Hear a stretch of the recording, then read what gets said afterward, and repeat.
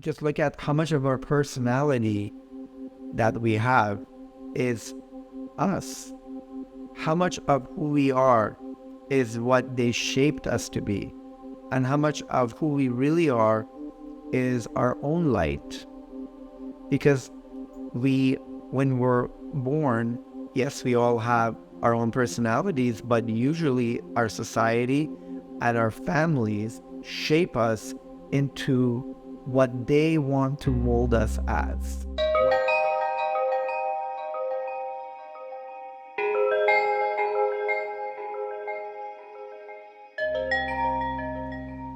Hello, everyone, and welcome back to the Soulful Intuitive. Today's topic is going to cover a relationship with our parents and our primary caregivers, and how the labels from childhood defines our character as we enter into adulthood.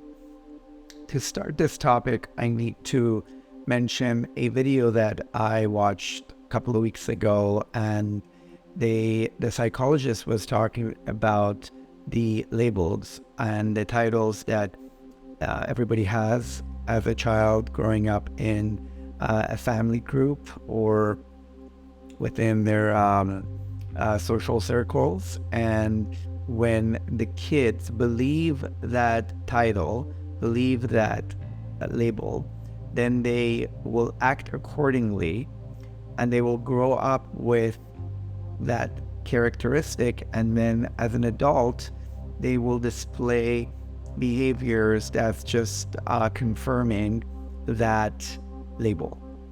So in order to go back to my own childhood, I remember from early on that I was told that I'm very kind and I am very sharing. I share my toys with everyone, that I have a mild temper, that I am always happy, and I'm always trusting, and in other words, naive, which wasn't necessarily the best label, but that became my personality growing up.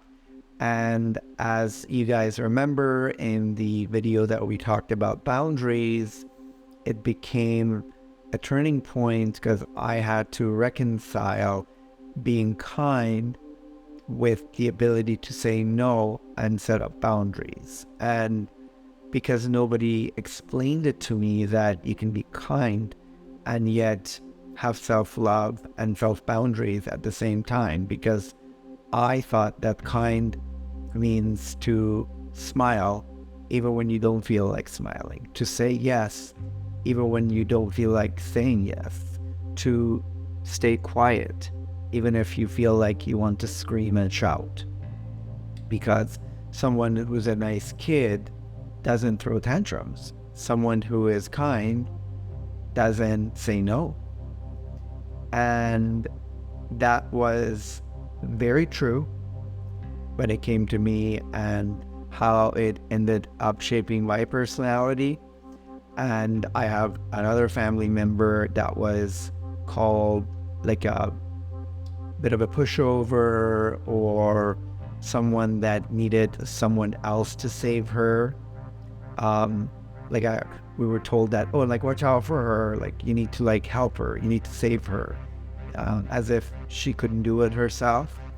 And time and again, when things got tough, she always asked to be saved. And not that she didn't have the power, because she is very powerful, but because of that label, she internalized it. And when you internalize something, you mistake that identity with who you truly are. Because you see mothers, for example, who are not very physically strong compared to, let's say, their counterpart male partners or the fathers. And these mothers, in many cases, in the face of adversity, or let's say if their child was in danger or was, God forbid, there was an accident, they showed tremendous amount of physical strength, because we all have that power inside of us. But we are told, for example, that if you're a girl, you're not strong. If you're a guy, you don't feel. If you're a kid, you don't understand. If you're an adult of a certain socioeconomic capacity, you can't afford. So all these labels, if you're, let's say, poor, you won't get that far. And if you're rich, you won't get that down. And so all these labels, and I really had to work hard in order to modify the definition of those labels, because guess what? I love people who are kind, and therefore I love being kind. Being kind is a superpower. When you're kind, you can feel the joy that your kindness brings to other people. It's like receiving that joy that your act of kindness make happen in others. So it is a superpower. However, what kind isn't is being unkind to yourself.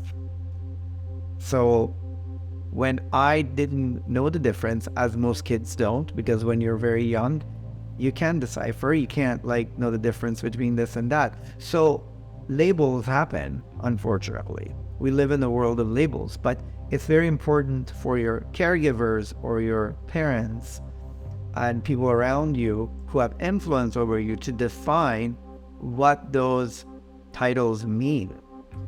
And ask you, what does it mean, for example, to be kind? What does it mean to be naive? What does it mean to be a pushover? Because if you give it the proper definition, then that could be your superpower for the rest of your life. I've heard many people calling, others, oh, that person is savvy. It's like money savvy. But what does money savvy mean? Does money savvy mean that for every penny that you're supposed to give others, you pocket that, a portion of that? Or does savvy mean just knowing how, in a proper, ethical way, make your money more? That's what real savvy means. Not to step over others in order to bring you more, but maybe by bringing everyone else more, you will also get more. That's the right definition of savvy is. However, in our society, we give different meaning to savvy, and we accept it. Oh, that person is cruel, or that person is savvy, or that person has a knack for finances, period. What does that mean? What is that? That means that they know how to cheat others, or they know how to cheat the system, or they don't share what they know. They only keep the knowledge to themselves. They manipulate the knowledge so others can't have. It'll be all of those things. Same thing with kindness. When you are kind to others, but at the expense of hurting yourself, you're not really being kind, because you're not being kind to yourself. The most important thing in your life is yourself, and you're not even kind to yourself, because you were told that being kind is put your head down, always say yes, always smile, even when underneath that smile you're crying or you're screaming or you're frozen. You're so afraid, but you're still smiling because, you were told that's what good boys or good girls or good kids do. What about respect? A lot of times we say, oh, be respectful, but what does respectful mean?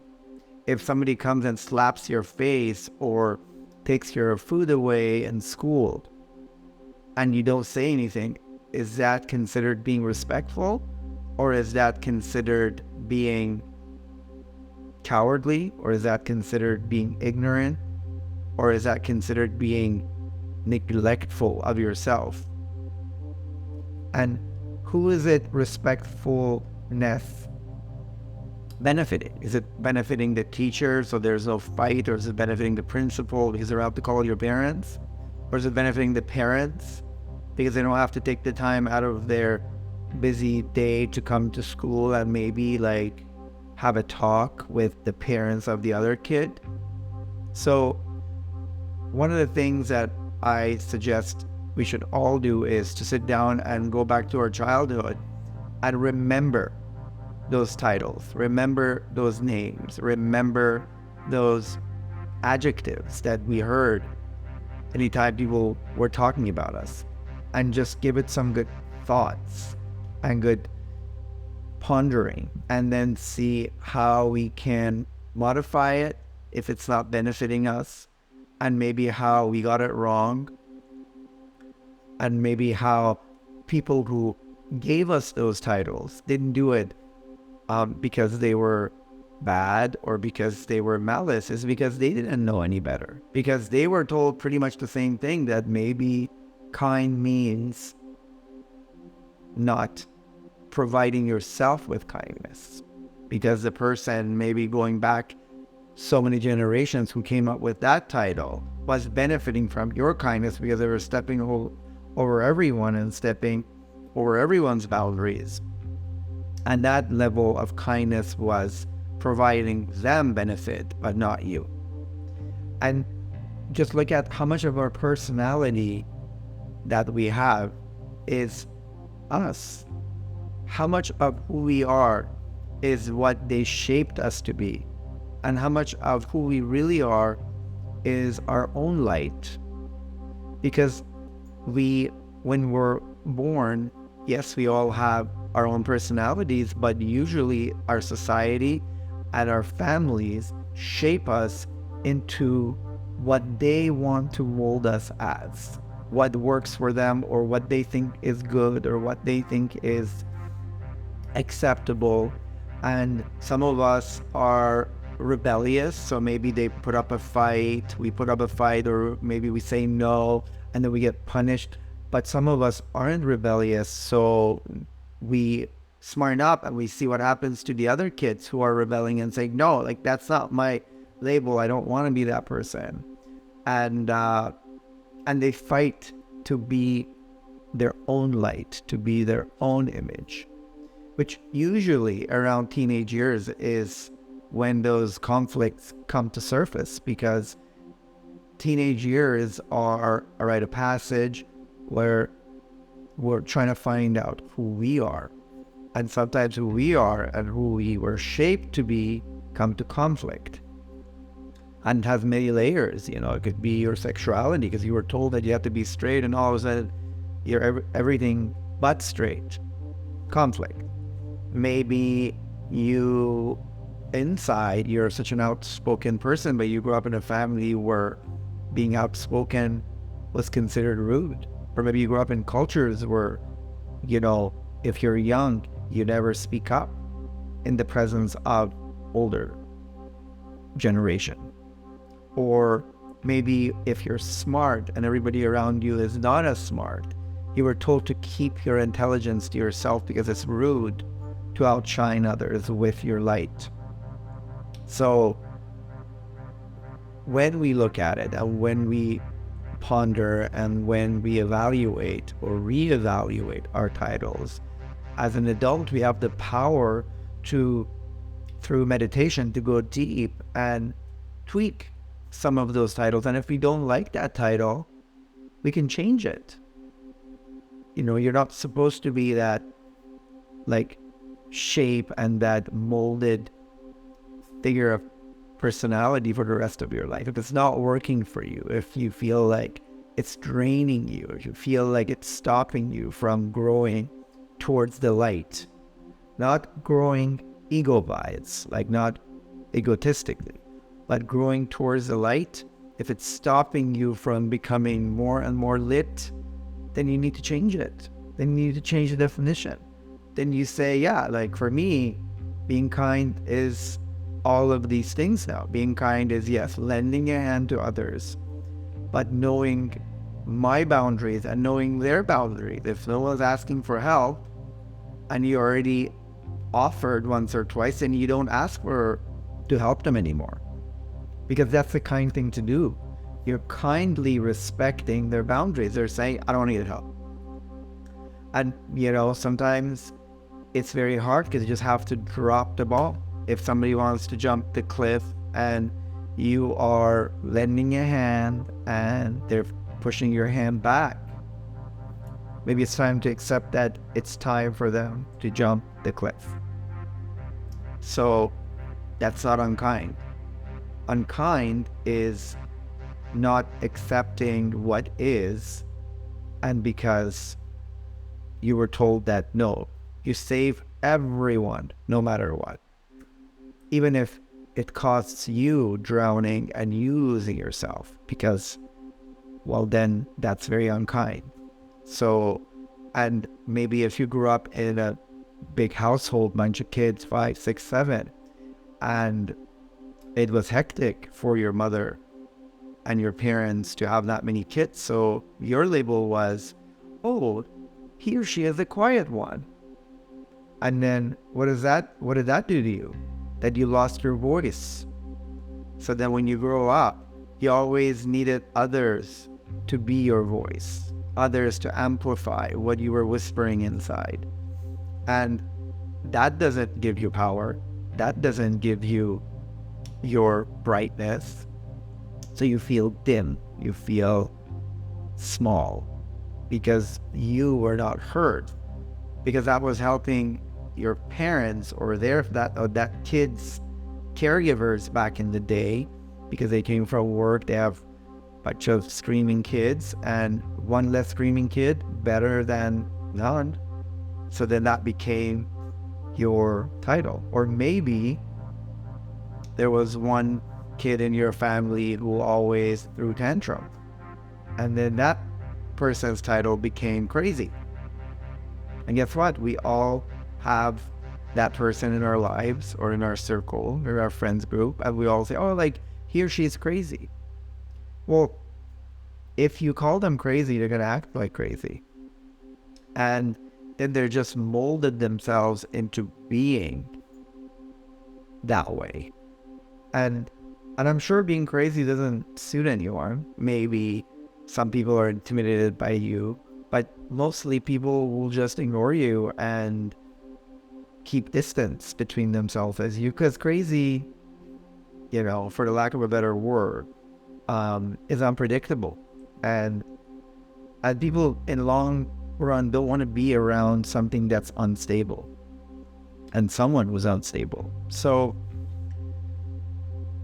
to sum up, let's think of the titles. Let's think of the characteristics and the adjectives that people put next to our names, especially growing up, and give it some good thoughts and do what needs to be modified. Eliminate the titles that don't serve you and tweak the ones that you like but were not defined properly and don't serve you towards and guide you towards the best version of you. Thank you very much for watching. Please like, share, and subscribe, and we will talk to you very soon. Thank you.